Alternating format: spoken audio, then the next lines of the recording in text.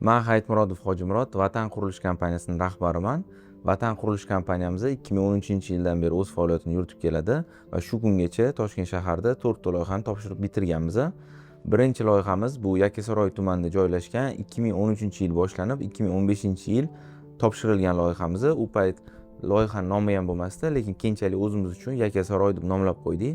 Ikkinchi loyihamiz u ham Yakkasaroy tumanida joylashgan bo'lib, Muqimiy mostining yonida joylashgan Madrid turar joy majmuasi. U loyihamizni 2019-yil qurib bitkazib topshirganmiz. Uchinchi loyihamiz u ham Yakkasaroy tumanida joylashgan Yakkasaroy City Mall loyihamiz 2023-yil foydalanishga topshirilgan va 4-loyihamiz bu Yunusobod tumanida joylashgan 13-mavzeda Ikat turar joy majmuamiz.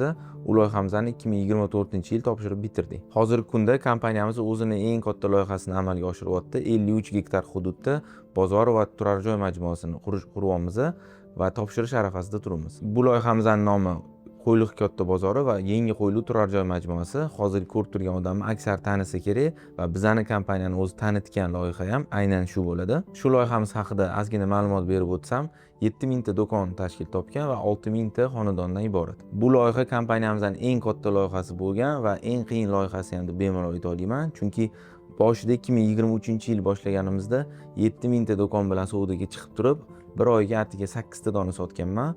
Bu nimadan edi? Bu chunki mijozlar bizga bo'lgan ishonchi bo'lmaganligidan, bizning brendimizni hech kim tanimaganligidan va loyiha qiymati 300 million dollardan yuqori bo'lgan loyihani bular qurib bitira olarmikin degan savolga mijozlar o'z uchun to'g'ri javobni topa olmagandan savdolarimiz ham bo'lmagan va bu qo'rqinchli holatdan keyin biz marketingga ko'proq pul ajratib, mijozlarga berilayotgan va'dalarni kuchaytirib, mana hozirgi kunda Xudoga shukr, o'sha kadastrlar chiqish arafasida bo'lib, bozorimizni yaqin kunlarda o'z egalariga topshirmoqchimiz va shu yil oxirigacha o'sha uylarimizdan ham birinchi etapini o'z egalariga topshiramiz. Nega birinchi loyiha yili Toshkent shahrida bo'lib, endi keyingi loyiha yili Toshkent shahrining chetrog'ida bo'lyapti degan savol tug'ilishi mumkin sizlarda.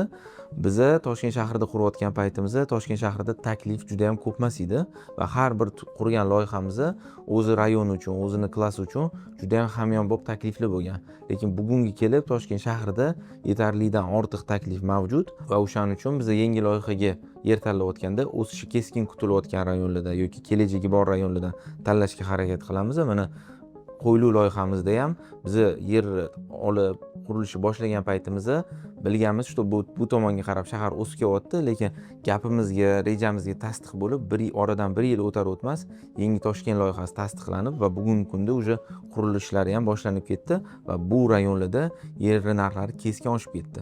Va bundan keyin boshlaydigan loyihalarimizni ham shunaqa yerlar tanlaganmanki, yoki infratuzilmada unikalligi bor yoki joylashgan joyi keskin o'sayotgan rayonlarda joylashgan joylardan tanlaganman. Va bugun sizlarga taqdim qilmoqchi bo'lgan O'rmon saroyi loyiham ham aynan shunaqa tekshiruvlardan o'tib biz tomonidan tanlangan. Yunusobod tumanida loyiha boshlaymiz deganda biz juda ham ko'p yerlarni analiz qilib chiqdik va bir necha kriteriya bo'yicha aynan shu yerni tanladik. Birinchi kriteriyasi bu uni narxi. Mani tanlagan joyimdan 1-2 kilometr yaqinroq bo'lib turib, lekin narxi keskin qimmat bo'lib ketgan rayonlarda biz tanlamadik. Sababi biz birinchi maqsadimiz bu xalqimizga hamyonbop, byudjetli va takliflari keng bo'lgan loyiha taqdim qilish. Va lekin o'ylab qolmanglar, narx biz uchun birinchi o'rinda turgan narsa emas. Bundan ancha arzon yerlar ham mavjud edi, lekin u joylarda mana ikkinchi kriteriyamga ham yetib keldik. Transportning yechimli bo'lmagan sabab men u yerlarni tanlay olmadim.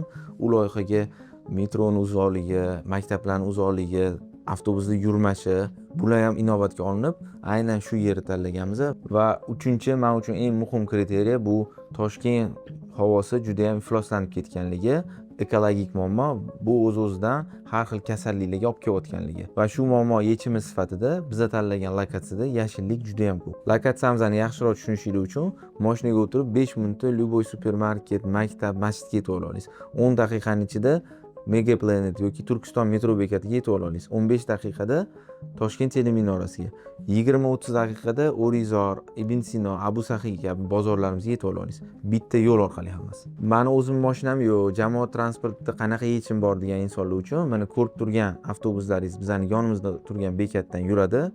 Toshkent City, Chorsu bozor va yuqorida aytgan hamma lokatsiyalarimga bemalol shu avtobuslar orqali yetib olsa bo'ladi.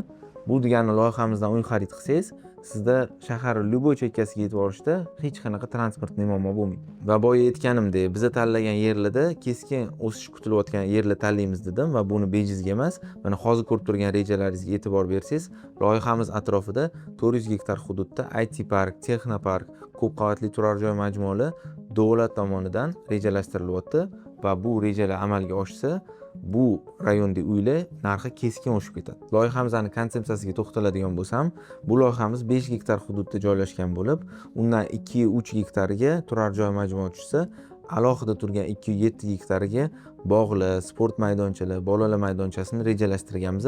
U 2-7 gektar hududda 1 kvadrat ham xonadon bo'lmaydi. Bu oldindan mana shu 2-3 gektar hududim uchun qulayliklar uchun olingan. Loyihamizni klassik uslubda rejalashtirganmiz. 12 qavatli binolarimiz o'z ichiga 1800 dan ziyod xonadonni oladi. Loyihamning ichki qulayliklari haqida gaplashadigan bo'lsak, hammadan ham eshitadigan bolalar maydonchasi, qo'riqlash xizmat, parkovkadan muammo bo'lmasligidan tashqari, bizning loyihani shaxsiy bog'i borligi va u bog'i kattaligini hisobiga u bog' ichida biz yaratib bermoqchi bo'lgan qulayliklar, besedkalar, dam olish zonalari, yozgi kinoteatrlar, tandirlar, mangallar qilmoqchimiz va bu loyihaning unikalligi ham aynan shundan. Va bu loyihaning eng katta yutug'i bu mendan 20 kvadratli uy olasizmi, 50 kvadratli uy olasizmi, bir xonalimi, ikki xonalimi, sizni qo'l ostingizda 2-7 gektar bog'lar, maydonchalar, bolalar o'yingohlari bo'ladi. Siz mendan xarid qilgan 50 kvadrat uchun sizga 27 ming kvadratli qulaylik yaratib beraman. Hammada Toshkentda kvartira desa bir 500 ta xonadonli majmua ko'z oldiga keladi. U uchun qilingan 1-1,5 sotuv detskiy plashatka va yon atrofida 5-6 ta skameyka tasavvurga keladi. Bu loyihamda men aynan shu tasavvur teskarisini qilish uchun 2-7 gektar qulaylik ajratdim. U bog'lari, kechalari chiqib farzandlaringizni aylantirib yurish uchun, qo'shnilaringiz bilan yig'ilib choyxonalar qilish uchun, nonlar yopish uchun, o'sha yerda choyxonaga o'zingizlar o'choqda ovqatlar qilish uchun hamma sharoitlar mavjud bo'ladi. Loyihang ma'qul, necha xonali, necha kvadratli uylaring bor degan insonlar uchun loyihamizda 1, 2 va 3 xonali xonadonlar bo'ladi. Bir xonalining eng kichkinasi bu 21 kvadratdan iborat bo'lib va 3 xonalining eng kattasi 110 kvadratdan iborat bo'ladi. Uning orasida 25, 30, 35, 40, 45, 50 har xil planirovkalar bo'ladi. 3 xonalilar uchun ham 2-3 xil variant berganmiz. 86 kvadratdan boshlanib 95 kvadratli mana eng kattasi aytgandek 110 dan iborat bo'ladi. Bu hamma planirovkalar bilan kelib ofisimizda tanishsanglar bo'ladi. Loyihamizning har bir podyezdida, u podyezdda 5 ta xonadonmi, 4 ta xonadonmi, 2 tadan lift bo'ladi va xonadonlarni ichki перегородкаlarni qilib bergan holatda topshiramiz. Va hozir hammani eng ko'p qiziqtirayotgan narx va to'lov uslublari haqida gaplashamiz. To'g'risini aytaman, bu loyihaga birinchi kirib borganimda 6 milliondan boshlab rekordniy arzon narxda sotaman dedim va undan keyin bu loyihaning ustida ishlarni olib borayotganda har xil qulayliklar qilib berishlarimni rejalashtirganimda 6 million bu loyiha uchun arzon ekan degan tushunchaga yetib keldim. Lekin o'sha birinchi niyatim shu 6 million edi. Kelinglar shundan qimmatroq bo'lmagan holda bir 300 ta xonadonni baribir shu 6 milliondan beraman deb reja qildim. Birinchi 300 ta xonadonim uchun 6 million narx beraman, 100% to'lovda tepa qavatli xonadonlar uchun. Har 300 ta sotilgan kvartiradan keyin kvadrat metri kamida 500 mingdan oshib boradi va bu rejamizning oxirida 2026-yil ikkinchi choragida uylarimizning o'sha 6 millionli uylarimizning narxi 8,5 million ko'rinishga yetib keladi deb kutyapmiz. Loyihamizning eng kichkina bir xonali xonadonni umumiy narxi 11,900 dan boshlanadigan bo'lyapti. Bu aytganimdek umumiy narxi, boshlang'ich emas. Bundan keyin hech qanaqa qo'shimcha to'lovlar bo'lmaydi. Rassrochkaga to'xtaladigan bo'lsak, boshlang'ich 60 milliondan boshlanadi boshlang'ich to'lovlar. Oyma-oy to'lovlar esa 4, 5, 6 million tashkil topadi. Siz tanlagan xonadondan kelib chiqqan holda. Rassrochka muddatini qo'luvdan farqli ravishda bu loyiham uchun 36 oy berdim. Sizni oylik to'lovingiz, boshlang'ich to'lovingiz bilan shuna hisoblaymizki, shu 3 yil ichida hech qanaqa qoldiqsiz xonadonni to'liq yopsa bo'ladigan sharoitlar bo'ladi. Bu loyihamizning topshirish muddatini 2027-yil 4-choragiga berganmiz. Va hozirgi kundagi eng dolzarb muammolardan bittasi, bu haqida o'zim ham bir necha videolar chiqardim.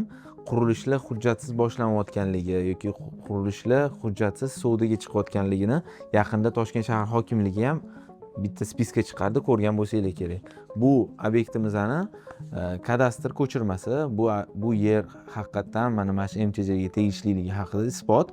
Ikkinchisi bu Qurilish vazirligi tomonidan olingan ijobiy xulosalar, 10 mingta instansiyadan berilgan ijobiy javoblar mana shu loyihamga tegishli bo'lgan hujjat. Va 3-hujjat, eng muhimi, bu hujjatda borligi qolgan hamma hujjatda joyidaligini isbotlaydi. Gazning registratsiyasi haqida xati. Bu hamma hujjatlarni ofisimizga kelsanglar, menejerlarimiz bittadan nusxa qilib sizlarga raspechatка qilib bera oladi. Uyi narxini ko'rdinglar, arzon. Topshiradigan muddatimni ham 3-4 yillab olmaganman. Qura olarmikin, vaqtida topshirarmikin degan xavotirlar o'rinli. Lekin sizlarni tinchlantirish uchun aytib o'taman, bu bizning birinchi loyihamiz emas, ikkinchisi emas va xudo xolisa oxirgisi emas.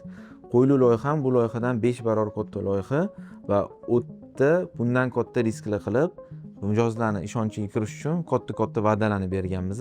Bu va'dalarim aniqroq aytadigan bo'lsam, qurilish muddatimni 2 yildan keyin topshiramandan tashqari har 6 oyda qaysi ko'rsatkichga kelaman. 6 oy ichida 5 qavatdan ko'p beton quyib bo'laman degan va'dam bor edi. 1 yil ichida beton o'shini 100% tugataman degan va'dam bor edi. 18 oy ichida fasadlarni, romlarni qo'yishni boshlagan bo'laman degan va'dalarim bor edi va har bir 6 oy ichida ulgurmagan etapim uchun 10% shtrafga roziligimni ko'rsatib ketganman shartnomada. Bu degani agar har etapda men kech qolsam 40% uyni pulini qaytarib berishga tayyorman degani. Bu bizlar uchun juda ham qo'rqinchli sonlar, chunki loyiha aytganimdek, bu loyihamdan 5 barobar katta loyiha edi. Va shunga yarasha biz qo'rqib harakatimizni qilib, bugungi kun kelib xudoga shukr yuzimizda yorug', hech kim oldida shtraflar to'lamay, kerak bo'lsa muddatdan oldinga o'tib olib ishlarni olib boryapmiz. Va bu loyihamda ham shartnomalarda mana shu punktlarni qo'shib o'taman. Agar xudo ko'rsatmasin men kech qolsam, bundan faqatgina men yutqizaman. Sizlar uchun yaxshi yutuqlar shartnomada ko'rsatib o'taman. Loyihamiz sizga yoqib, narxlari ma'qul kelgan bo'lsa, pastda lokatsiyalarni tashab qo'yganmiz. Ofisimizga bemalol tashrif buyurib, o'zingizga yoqqan xonadonni tanlab xarid qilsangiz bo'ladi. Aytganimdek, birinchi 300 ta mijozim qatorlariga qo'shilib olinglar, chunki aytganimdek, narxlar har 300 ta xonadondan keyin oshib boradi. Agar bu oshishiga qanaqadir shubhangiz bo'lsa, shu video chiqqandan keyin 1 oydan keyin ofisimga tashrif buyursanglar, bu hozirgi aytayotgan narxlarim o'sha qolmagan bo'ladi.